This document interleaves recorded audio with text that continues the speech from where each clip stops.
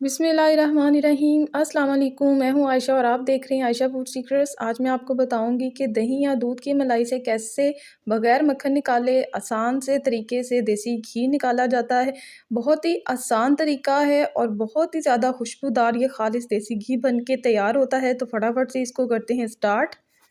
ये मेरे पास दूध की मलाई है जिसको कि मैंने इस डब्बे में जो इकट्ठा किया था फ्रीज़ करके रखा हुआ था। तो देसी घी बनाने से पहले इसको मैंने रात को निकाल के बाहर रख दिया था क्योंकि सर्दियां हैं तो इसको मेल्ट होने में टाइम लगता है। तो अब ये बिल्कुल सॉफ्ट हो चुकी है। जी, तो जिस बर्तन में मैंने देसी घी बनाना है उस बर्तन में मैंने इस मलाई को निकाल लिया है और इसको मैंने चूल्हे पे रख दिया है तेज़ आंच पे, ताकि जो मलाई है वो मेल्ट होना शुरू हो जाए। तो यहाँ पे जो मलाई है वो मेल्ट होना शुरू हो चुकी है, ये देखें। आंच हमने अभी तेज़ रखनी है, आंच को हल्का नहीं करना, क्योंकि हमने मलाई को पूरी तरह से मेल्ट करना है। और इस तरह से आप सोच रहे होंगे कि देसी घी कैसे बनेगा और इसमें खुशबू कैसे आएगी, तो बस आप देखते जाएं। बहुत ही ज़बरदस्त जो है खालिस देसी घी आपके सामने इस वीडियो में तैयार होगा।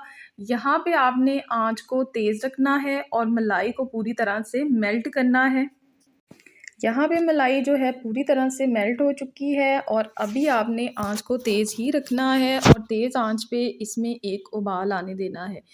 तेज़ आंच पे जैसे ही इसमें एक उबाल आना शुरू हो जाएगा तो इसकी जो आंच है वो हमने दरमियानी कर देनी है। अब जो आंच है मैंने दरमियानी कर दी है। अब जो इसका सारा काम है वो दरमियानी आंच पे होगा और इसकी साइडों पे जब जो मलाई जमती जाएगी उसको आपने इस तरह से चम्मच के साथ जो है खुरच-खुरच के इसके बीच में ही मिक्स करते जाना है। साइडों पे आपने अच्छी तरह से साफ़ करते जाना है। यहाँ पे देखिए मलाई को जो है पकते हुए काफ़ी टाइम हो चुका है और देखिए मलाई जो है गाढ़ी होना शुरू हो चुकी है। और आपने चम्मच को चलाते रहना है मुसलसल, आपने चम्मच छोड़ना नहीं, नहीं तो ये मलाई जो है नीचे से लगना शुरू हो जाएगी।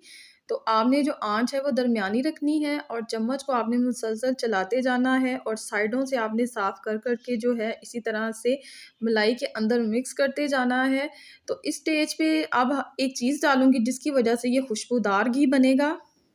जी, तो देखिए घी ऊपर आना शुरू हो चुका है, तो जैसे ही घी साइडों पे या ऊपर आना शुरू हो जाए, तो इसमें अब हमने शामिल करना है लाल आटा।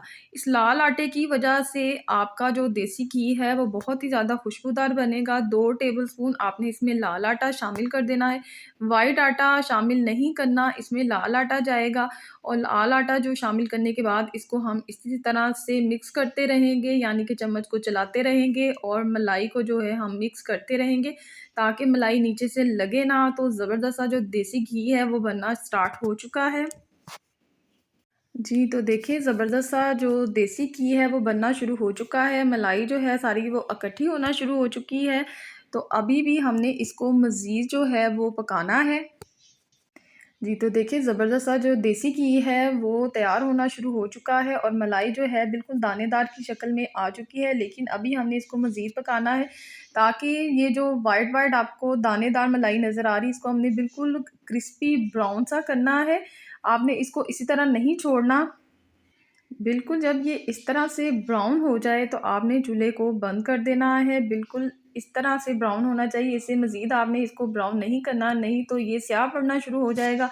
और अब जो है चूल्हा मैंने बंद कर दिया है और इसके बाद जो है मैं इसको 2-3 मिनट तक इसी तरह से छोड़ दूँगी। और अब यहाँ पे मैंने एक छलनी ले ली है इस तरह की और नीचे मैंने बर्तन रख लिया है और अब जो है इस मलाई को अच्छी तरह से छान लूँगी।